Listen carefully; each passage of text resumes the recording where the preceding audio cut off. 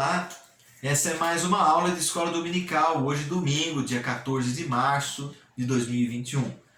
É certo, eu também concordo com a maioria dos irmãos e irmãs, é muito ruim nós fazermos essas celebrações da nossa casa, não é a mesma coisa.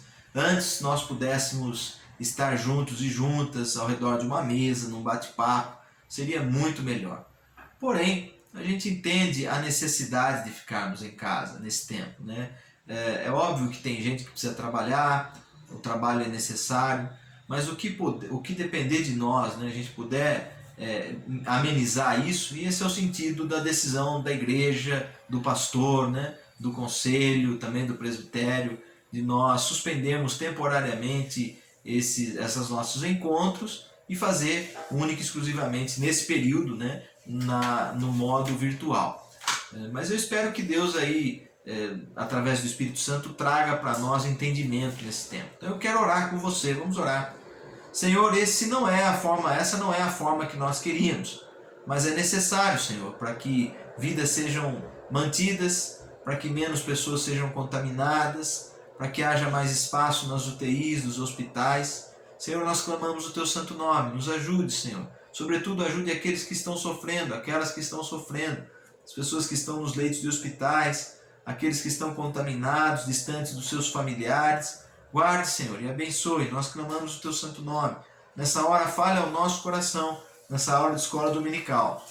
Abençoe os Teus filhos e filhas. É o que nós pedimos em nome de Jesus. Amém, Senhor. Bem, hoje a nossa aula eu quero conversar com você sobre os grupos sociais e a formação desses grupos no tempo de Jesus. Como esses grupos que existiam no tempo de Jesus se formaram. E é importante nós entendermos porque esses grupos certamente influenciaram o seu Jesus, os seus discípulos. E nós também podemos, o desafio é trazermos para o nosso contexto. Nós também somos influenciadas por N coisas, pessoas, né, grupos, guetos do qual nós fazemos parte. A própria igreja nos influencia, a nossa denominação, a nossa forma de cultuar, tudo isso traz para nós, na nossa formação, bastante conteúdo e forma também o nosso caráter, a nossa personalidade. Eu quero trabalhar com você um texto base que está lá no Evangelho segundo São Marcos, capítulo 10. Eu vou ler do versículo 35 até o versículo 42. Vamos ler a palavra do Senhor que diz assim: Então se aproximaram dele Tiago e João, filho de Zebedeu, dizendo-lhe: Mestre, queremos que nos conceda o que te vamos pedir. Ele lhes perguntou: Que quereis que vos faça? Respondeu-lhe: Permita-nos que na tua glória nos assentemos um à tua direita e outro à tua esquerda. Mas Jesus lhes disse: Não sabeis o que pedis. Podeis vós beber o cálice que eu bebo? Ou receber o batismo com que eu sou batizado? Disseram-lhe: Podemos.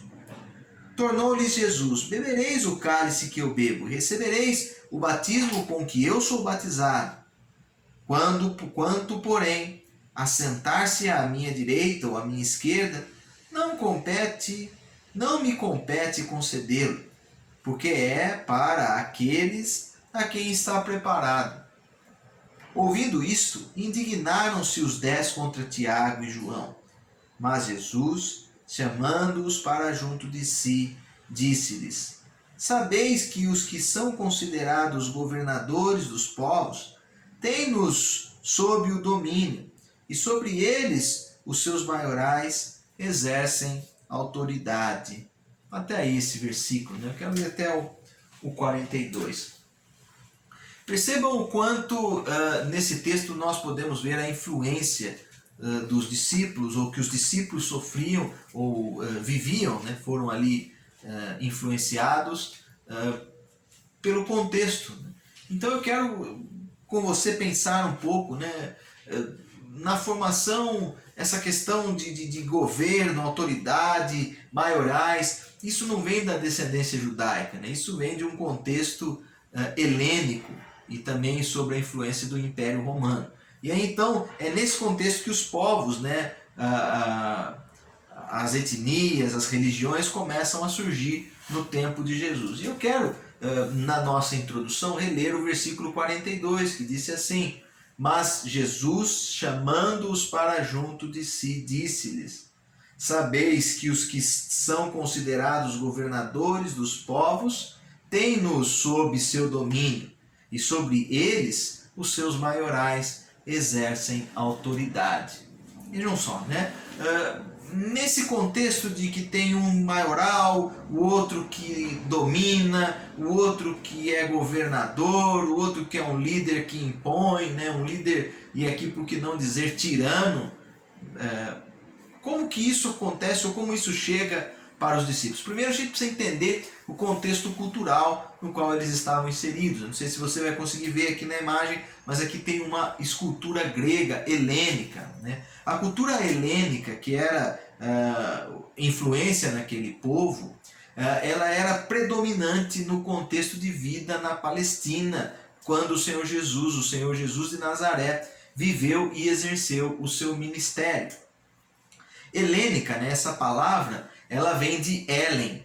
Helen significa grego. Portanto, o modo de pensar, o modo de viver dos gregos influenciou todo o Oriente Médio, ou toda a Palestina. Por isso, então, nós podemos entender e dizer que esse processo, essa helenização, fez parte do que nós conhecemos como uma dominação hegemônica, como esses povos passaram a ser dominados pela cultura dos gregos, né? A cultura helênica, ela trouxe profundas mudanças na vida dos judeus. A dominação grega, ela começa no ano 300 antes de Cristo e vai aí, né, passa até os evangelhos, né, e continua ali durante todo o Império Romano. E vamos pensar de que forma essa cultura influenciou na vida dos judeus, em específico nesse grupo de discípulos e discípulas do Senhor Jesus, a sua comitiva. Bem, a economia grega, ela era pautada, era organizada a partir da propriedade privada ou da particular. Ou seja, a terra, né, as grandes porções de terra, ela era de uma determinada pessoa possuía essa terra, o que para nós hoje é comum, né? A gente sabe dos grandes latifúndios, dos grandes proprietários de terra. Mas naquele tempo não era assim que acontecia. E porque a terra ficava sob o domínio de uma só pessoa, passaram então a existir os escravos. As pessoas trabalhavam num sistema escravocrata, né, ou de escravidão. E esse sistema passa então a dominar a economia e política no tempo de Jesus. O judeu em Israel não estava acostumado com isso, porque para o judeu a terra era um bem coletivo. O dono da terra era Yahvé, o próprio Deus. Por isso as pessoas tinham o compromisso de partilhar a terra. Então vejam aí essa diferença, ou essa mudança na qual os judeus têm de enfrentar. Portanto, né, nessa comunidade, ou nesse conceito cultural, onde uma pessoa era proprietária de uma grande porção de terra e as demais trabalhavam para ele num sistema escravocrata, o que para o judeu era totalmente subversivo, porque para ele Deus era o proprietário da terra. Então, na estrutura social passam a existir as camadas, né? E quem são essas pessoas? Nós temos na sociedade os livres, as pessoas livres, que formavam a classe dominante, né? Somente esses eram considerados os cidadãos. Eles ocupavam as funções sociais de destaque daquele tempo. Então, somente os livres é que tinham vez e voz na sociedade helênica e também romana. Depois dos livres, nós temos os libertos. Quem eram esses libertos? Eram os antigos escravos que haviam obtido a sua liberdade. Portanto, eles iniciavam um processo de aceitação social, passam a ser reconhecidos como cidadãos. O livre, né, que era essa pessoa dominante, e alguns que durante esse processo se libertavam, saíam da condição de escravidão. E a outra parcela, né, da sociedade, os escravos. essa era a maior parte do povo. 2/3, ou seja, a grande maioria, era formada por pessoas escravas. Essa classe, os escravos, eram considerados pessoas ou consideradas pessoas inferiores. Eles não tinham reconhecimento de cidadãos. Os seus plenos direitos, os direitos políticos, não eram reconhecidos. Sendo assim, eles não participavam do que era um processo democrático. Ora, se eles não participam, logo esse sistema democrático era falível, tinha os seus problemas e seus vícios. Era uma classe marcada por extrema pobreza. Os integrantes sofriam miséria, né? Muitos israelitas, muitos eram escravos, né? A grande maioria desse tempo. E eu quero colocar aqui uma frase, né, só para a gente ver essa característica do escravo, o quanto é difícil. É uma frase dada como autoria de Aristóteles, diz assim: os escravos devem ser escravos, porque não são homens. É bom para o escravo ser escravo, porque sem governante não se sabe governar. Sua única virtude é não faltar ao trabalho. Olha que frase difícil, né? E também a gente pode trazer para os nossos contextos, né? Como se a pessoa se resumisse à sua função e à sua força motriz ou de trabalho. Se ela logo não exerce uma função de trabalho, ela não tem valor. Vejam o quanto essa frase marca um tempo e a formação de dominação de um povo, né? Colocando o governante com uma função especial, né? Como se fosse uma pessoa acima das outras. Né? E é dentro desse mundo que o povo, ou os grupos, na época de Jesus, vão se formando.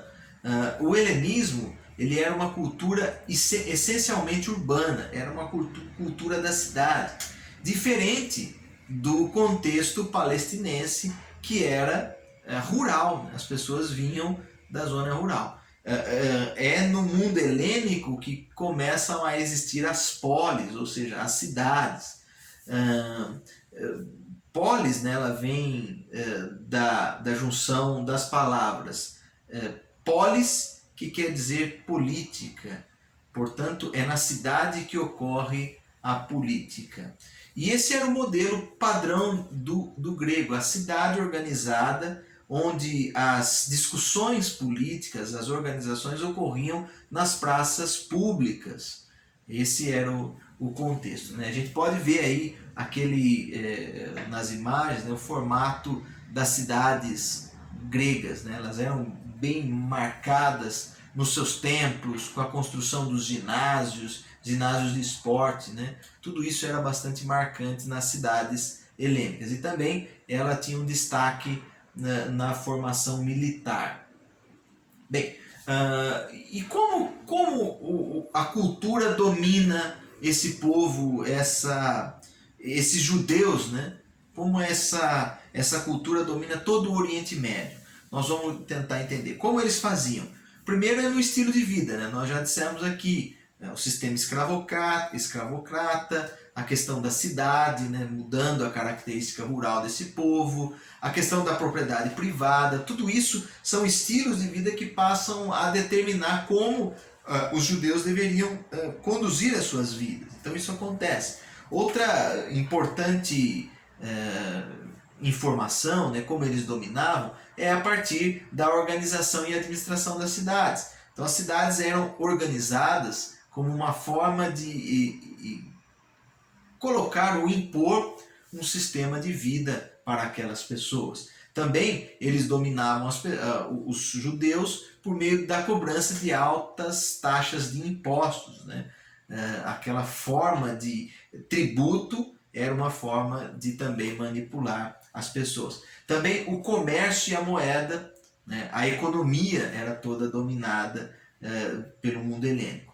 Então se forma uma nova organização cultural e as pessoas são obrigadas. Também as escolas filosóficas, a literatura grega passa a dominar aquele contexto, a língua forma-se como que uma língua universal, internacional de comércio. a religião, as divindades, o mito, as mitologias gregas, as artes, em especial a arquitetura e a escultura, né? A arquitetura grega era muito marcante naquele tempo.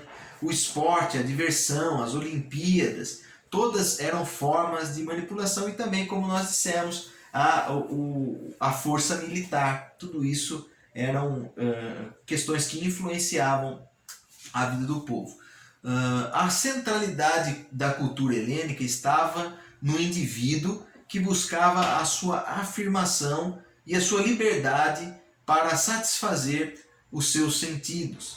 Então, se o povo de Deus sempre foi marcado por uma estrutura coletiva, agora no mundo helênico a individualização, né, o ser ali e os seus sentidos deveriam ser valorizados. No judaísmo, a estrutura, como nós dissemos, né, ela era tribal, era familiar, era por meio dos clãs, né? E essa vida comunitária foi muito bem definida pela lei do Senhor. Bom, então a gente viu que essa desestruturação do clã, esse novo conceito de cidade, é dentro desse contexto que as coisas vão se organizando. E eu, para concluir essa nossa aula, né, eu fiz aqui a primeira aula do que nós vamos chamar de grupos sociais no tempo de Jesus e a sua formação. A religião dos gregos, né, para concluir, ela era politeísta, e isso trazia grandes problemas, né, vários deuses, ao passo que o judeu ele cria somente em Yahvé. Era uma religião monoteísta e fundamentada nos princípios éticos que exigiam uma prática coerente com o comportamento cotidiano da pessoa judaica, né? Para o judeu, a medida das coisas é Deus, e para o grego é o próprio ser humano. Então aí já existia um conflito, né? Para o judeu era Deus e Yahvé, para o grego era o indivíduo, o ser humano é que importava. Quem não seguisse esse modelo de vida ou esse padrão imposto pela cultura era taxado de retrógrado, ou, trazer para a nossa linguagem, uma pessoa fora da moda.